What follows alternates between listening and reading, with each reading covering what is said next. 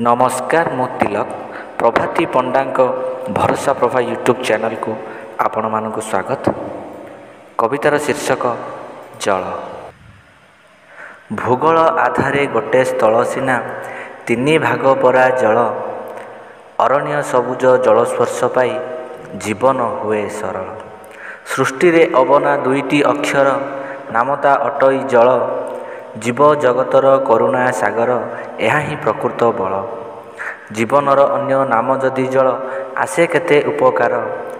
नीर बिना ए जीवनटा सते हुए हाहाकार। जंगल ध्वंसर मुख्य ए कारण जल को खोजुच काई। गछ काट नाही बहु परिमाणे जल तो पाइब नाही। तृष्णा दूर करे जीव जगतर दिए पुणी केते शांति। जलर अभाव देखा दिए आजी जीवन होइब इति।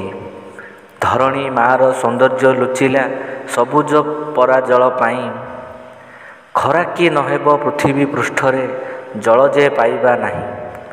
शीतल समीर बहे नाही आउ बदले मौसुमी पुणी। काट नाही वृक्ष हेबनी बरसा पीबू जल को किणी। भूतल जलर स्तरता कमिला परिमाण हेला ह्रास। थिले तो जंगल मिलिब जे जल मेंटेइबाकू ए शोष। भूतल जलर स्तरता कमिला परिमाण हेला ह्रास।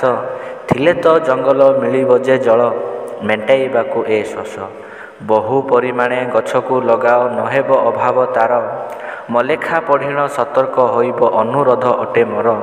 मलेखा पढ़िण सतर्क होइब अनुरोध अटे मोर। अनुरोध अटे मोर। धन्यवाद।